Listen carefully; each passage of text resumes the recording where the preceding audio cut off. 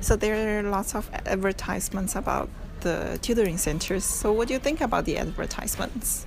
I think it's very funny how there are some celebrity tutors on the buses. You see that?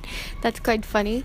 But I like the colorful ones for children, like Monkey Tree and all of these. Those look really fun. So I think advertisements are very, very, like, tutorial centers are heavily advertised.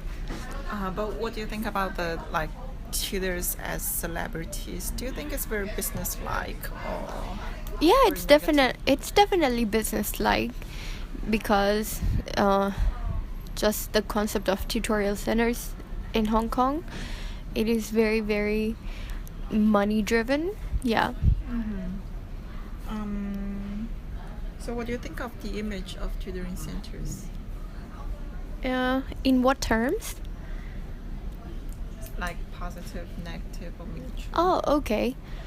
Well, that depends on the tutorial center, but just the concept of learning centers, like I've said before, I don't think it's very necessary. I think kids, if they have a good education at school, they should have a break so they can actually refresh their minds and then go back to studying again. If they're constantly studying, then they never get that break to adapt different learning skills to, like, time management, all of these things. So I think it is a little bit unhealthy. So what do you think of the efficiency of tutoring? If out of 100, how many marks would you give to the helpfulness of tutoring centers, tutoring in general? Okay, tutoring in general, I think it depends on the objective of the tutorial center. If it's to help them with exams, then I think it's very successful. Tutoring centers are good at giving exam strategies, especially public exams, so I think that's a good thing. But otherwise, just fostering a learning habit in students, I don't think they do that very well.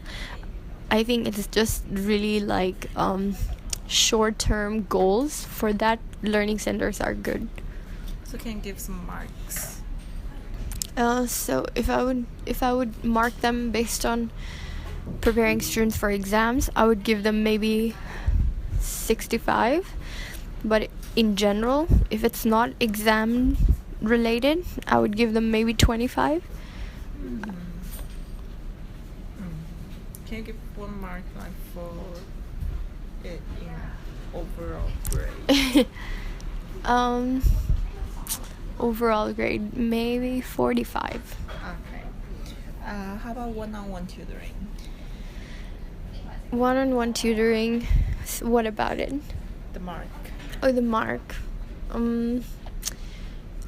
55. Small group. Small group would be higher, would be 60. Big class. 30. Lecture sized. Lecture sized, also 30. Videotaped. 15. 15. Yes. Okay. If the students like A is having tutoring and B is not having tutoring, will you treat them differently? As a teacher, you mean? Of course not. It depends on how a student's learning attitude is. It doesn't matter if they go to tutorial centers or not. You said that your teaching content, your teaching pace, and your teaching activities are not affected by tutoring. Why? Because it is largely affected by my students. So if they're affected by it, then indirectly it might be, but I have no idea of knowing who goes to the tutorial center and who doesn't. Sometimes I have students who may go to tutorial centers, but if they don't have a good learning attitude, they're equally inadept to doing certain exercises. So instead of tutorial centers affecting lessons, it's more about the students' learning habits that affect lessons. but also because I don't know which ones go to learning centers, so I don't have a clear idea. That's why I wouldn't know how it affects my lesson. What if like most of your students have tutoring, Yeah. and then will you like quicker, like teach more quickly, teach more advanced content? Okay, let's think about learning, for instance, how we learn, right? So, when we learn things, if we read something for 10 times, then we remember it, but it does not mean we have learned it, you know? Learning comes from deeply understanding something when you teach it well in methods where they get to do things. So maybe if you constantly repeat things in a classroom, in a learning center, maybe students will memorize it, but that does not mean they have learned the concept. So, sorry, what was your question?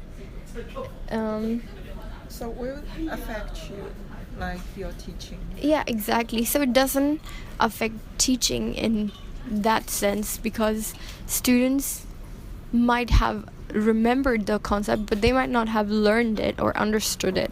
So in that sense, it doesn't affect it, because I still have to make sure I teach it well, no matter they're going to the learning center or not. Can you give a metaphor for a teacher and a tutor?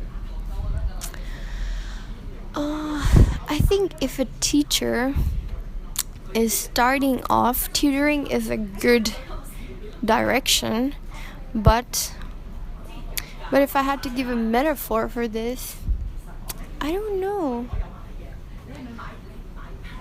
Maybe like, being a teacher, it's like water. You definitely need it, but maybe a tutor is like, I don't know, an orange juice. You don't really need it, but it tastes good. Sometimes you want it, Yeah, maybe that's a silly metaphor, but that's what I can think of. Yeah. Okay, so next one. Have you had tutoring yourself? You mean, have I taught as a tutor, or have I had tutoring myself? When I was in high school, I remember I was very bad at math. It would scare me. And then one day, I think I joined this tutorial thing for math. And I don't know, I don't remember learning so much. So what did you do there? I forgot. This is in high school, so I forgot. But I remember I was given some strategies, and that was good. But it was so short. And also, because I had such a negative mindset about... No, actually, the tutors were wonderful, but I had such a negative mindset about math. My learning attitude wasn't good, so I couldn't benefit from it, So I think instead of shoving information down students' throats, especially tough students, we should give them tools to build better learning habits. Maybe if we have learning centers that identify these things, because students are learning the information in school too. It's just so repetitive. Maybe we can have things that help them develop better, skills, better studying habits. These kind of things would probably add a lot more value. What was the type of tutoring that you had? Oh, I had a small group tutoring, and maybe about 7. Yeah, about 7 pupils. So it was okay. It was not horrible. It was not mind-blowing. It was all right. Okay.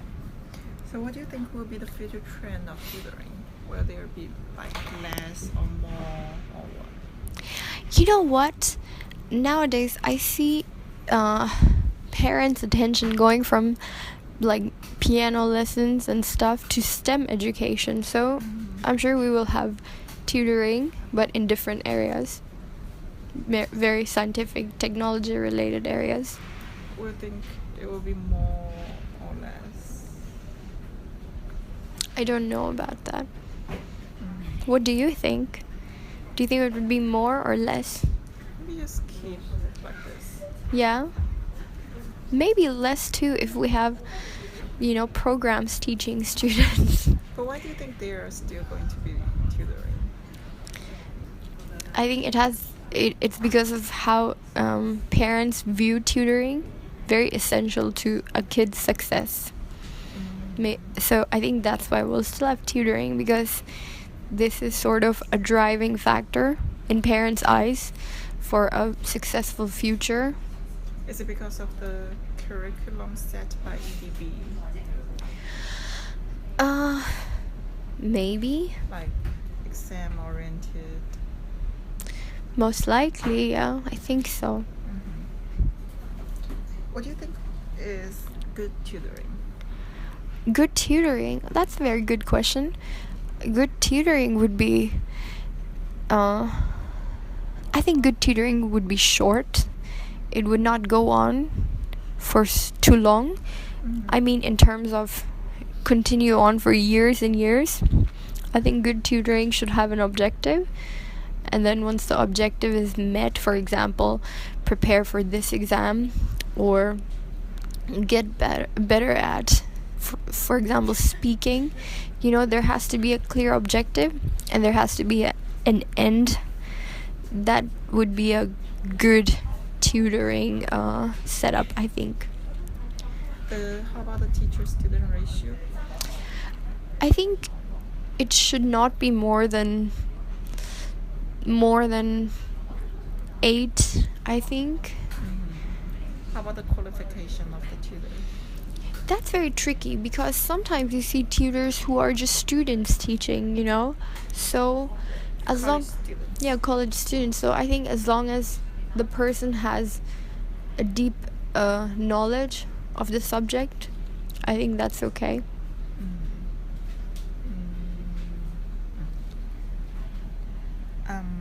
Which subject do you think students need tutoring more, Chinese or English?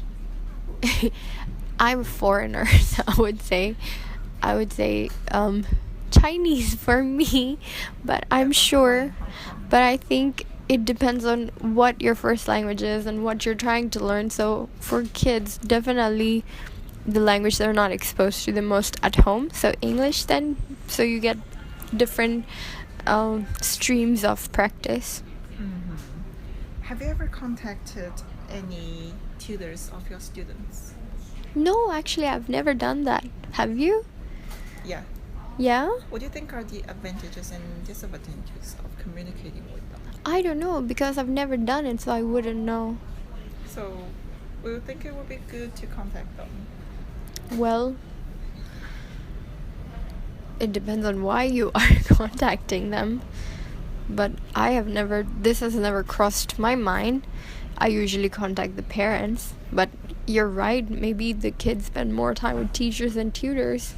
So that's a good idea to contact the tutor. Maybe I'll do that next time, so that you can collaborate on teaching. Yeah. So are there any disadvantages of contacting tutors?